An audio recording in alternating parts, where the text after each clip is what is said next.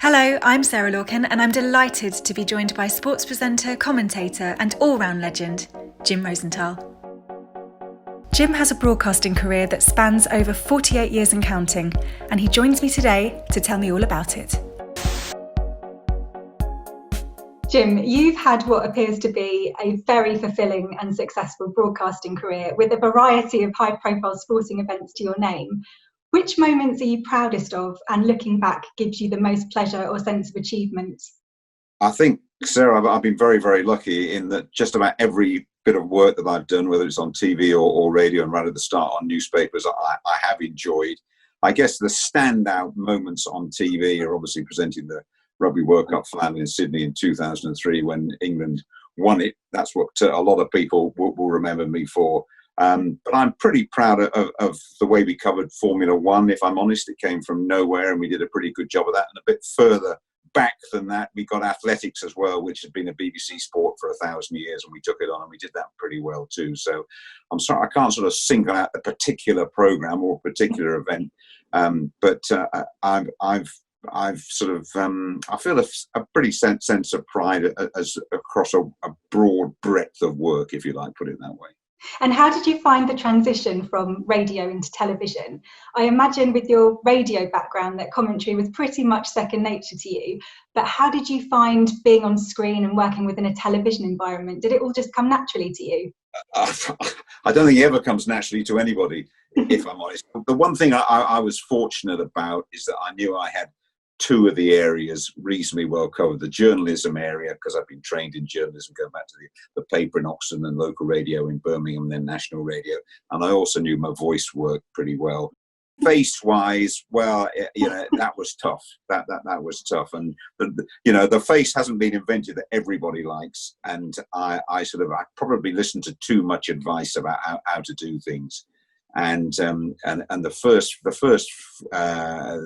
first time off the top board on TV was tough, and it took me a little while just to be yourself. Really, people would say, "Oh, don't be nervous," and relax is the worst word that anyone can say to any performer, if I'm honest.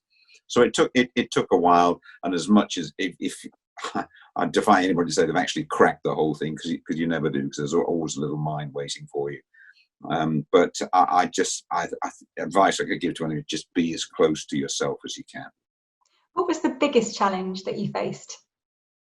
I guess it was radio's very, very easy, very, very flexible, and I guess it's probably the mechanical side of TV that was probably harder then than it is now. Much more cumbersome. You go and do an interview, and my first interview that I did on TV, I did it for Thames Television, and there were 26 other people were at the location, and in addition to me and an Australian cricketer called Dennis Nillian. It was much more cumbersome, the whole thing, much less flexible. And I guess again, in one of the common things, or I didn't do a huge amount of commentary when I moved across, is that people talk too much on TV, and sadly, that is a criticism I have of modern broadcasters and modern commentators in particular, that they come from radio and they don't leave those radio habits behind. That's a very, very common fault, and sort of less is more is always a great piece of advice for anybody working on television. Do you have any funny stories or memories that you would care to share that perhaps haven't even been shared before? Bit of an exclusive? Well, I don't know. I guess what I said to you early on about trying to please everybody all the time.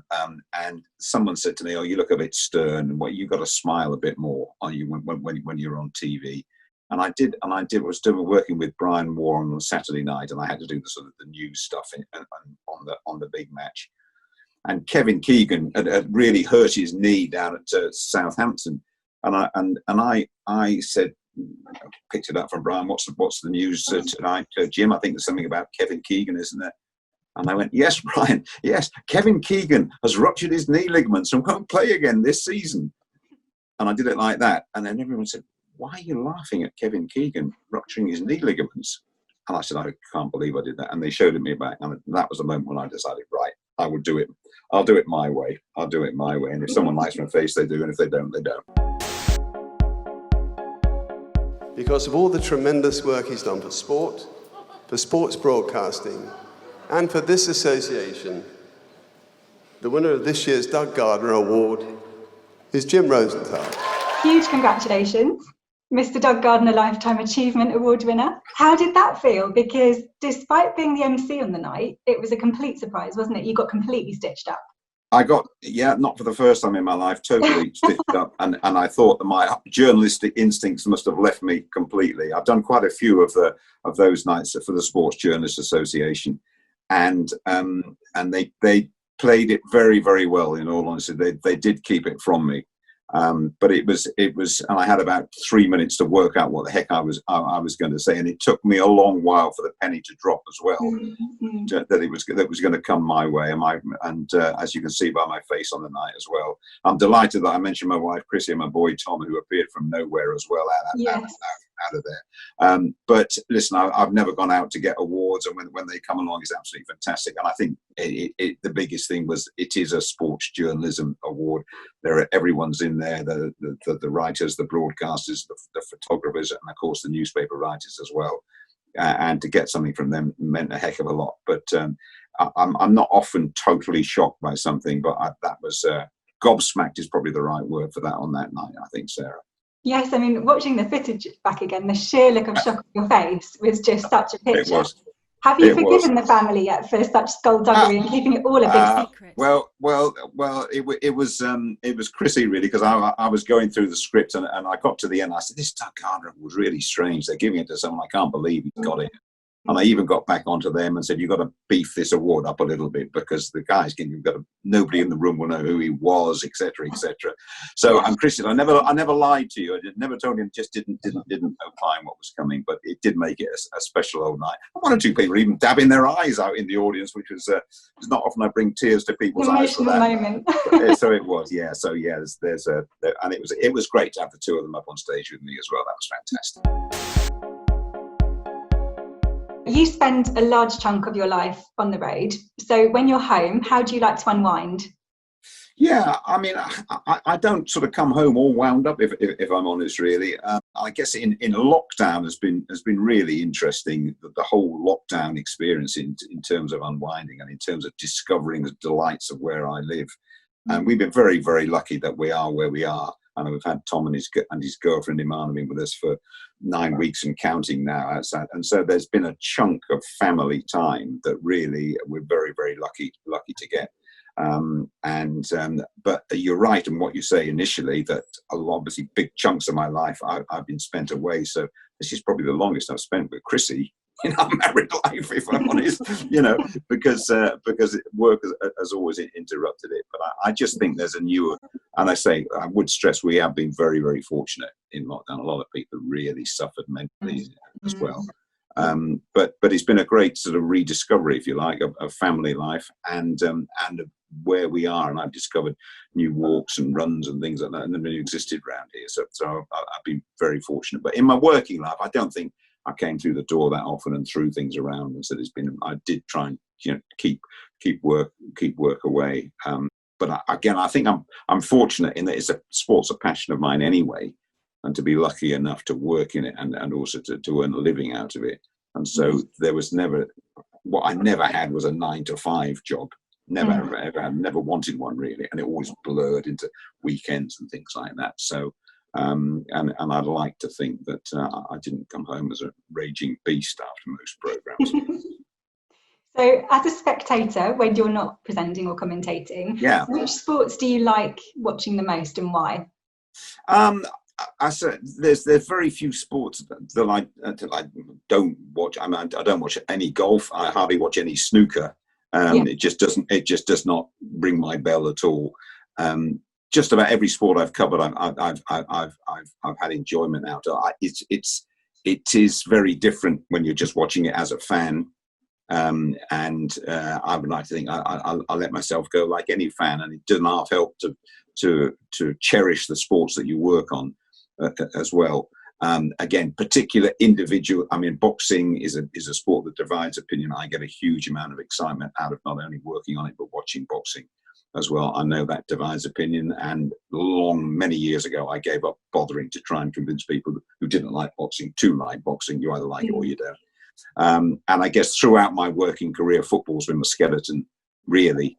and I still get a rush out of what happens in football, and it's just that totally unexpected side of the drama, really. That's the beauty about sport. Much as everybody likes to think you can choreograph it, you can't. You don't know what the heck's going to happen. I'm aware that you're a dedicated Oxford United fan.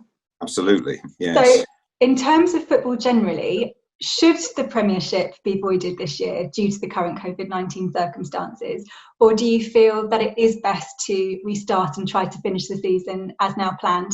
What are your thoughts?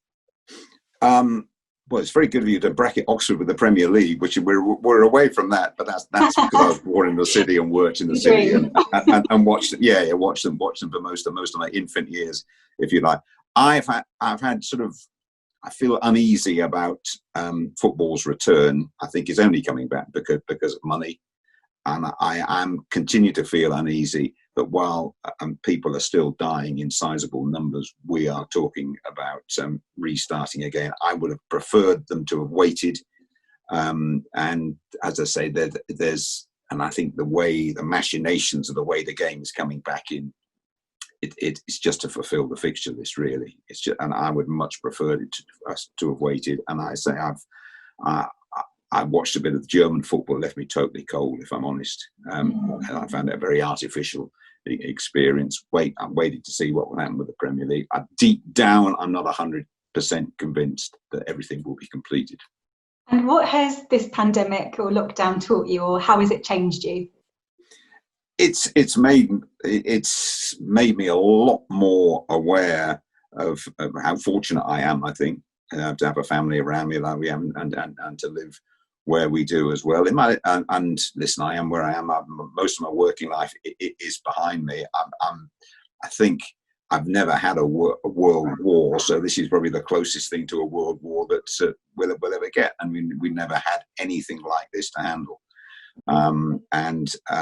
It's probably it's made me more aware of other people. For instance, the old dustman. I mean, yesterday I went up to a couple of them, shook their hands, and said, "Thank you very much for what you're doing." And I don't think I was the first person. I've never done that in my life before, really. So I think you just become much more aware of how people are serving in shops, etc., etc. Not only the NHS, of course, just become much more aware of how valuable people are, no matter what they're doing. I think that's probably the biggest thing. And it has, it has made us into a family unit again. I mean, Tom hasn't lived with us for well over 10 years, and so we got that family unit again. So, but again, I keep stressing how fortunate we have been through lockdown. That's been absolutely horrible for thousands of people. And obviously we stayed healthy as well, which is another good thing. Now, Jim, I don't like to put you on the spot, but I have put together But you're going to. I'm going to. We go back a long time. I feel I can do this. Yeah. So I've put together a few quickfire questions for you to answer. Right. Are you with this? Right. I'm up for it. Question number 1. Live to work or work to live? Work to live, especially after this pandemic. The person that makes you laugh the most in the world? Well, there would be a row in the house if I didn't say my son Tom, who was obviously very much in the comedic world, and now I've got over the stress of watching him do stand up. He does make me laugh as well, but I do accept I'm biased. What music do you play in the car? In the car, I've got very wide-ranging tastes. I do quite a lot of work for a radio station called Union Jack at the moment, and when I go up and down the motorways, I haven't done it for a few months, but I normally put that on, and normally gives me a bit of a laugh, and also plays the music I like too. Friday night dinner or plebs? Yeah, I have to go Friday night dinner on this one. Because it's only because that was a wonderful launching pad for Tom, and they plucked him from nowhere. They saw him up in Edinburgh.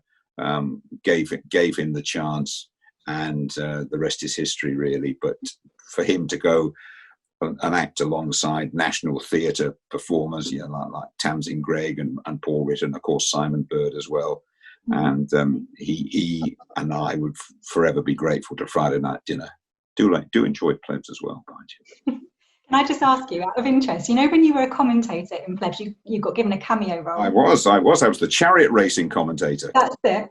Did Tom make you audition for the role? There wasn't an audition. I think they thought I could do it. I think I'd said they shoot it, you might know, in Bulgaria, and he'd had a pretty wicked, freezing cold, and I said, second series, look, mate, if you want me to wander around in the background with a spear, we'll come over and spend the weekend with you. And then he emails, I think I might have got you a gig. So that was nepotism in reverse, wasn't it, really? Yeah. Well, I've seen it. You were very believable. Sadly, no follow-up gigs for chariot racing commentators, a bit in short supply of demand for them. But you never know. We live in hope. Childhood hero. Childhood hero. Well, you mentioned Oxford United, and there's a fellow who played over 500 games for Oxford, and then I went on to work alongside him and still work with him as well. And whenever he rings me up, he says, "This is your hero speaking," and that's Ron Atkinson. And so that would be my local childhood hero. Oxford United winning the cup or England winning the World Cup? Both have only happened once. Both, I reckon, will only happen once in my lifetime. I was a spotty teenager standing behind the goal when England won the World Cup in 1966. I was presenting when Oxford beat Queen's Park Rangers to win the Milk Cup. And I guess as an Oxford United man through and through, I would have to say that day was phenomenal for me. But I never thought in 1966 that England would never ever win the World Cup again. Live outside broadcast or studio presentation? Love the OBs, if I'm honest. And I think I'm better at those. Brian Barwick, who was head of ITV Sport, once said to me, "You're the best, noisiest broadcaster in the business," which means I can sort of make sense while there's a load of stuff thrashing around me. And I've always enjoyed being there and being at the event and the buzz that brings. TV or radio? I have to say TV.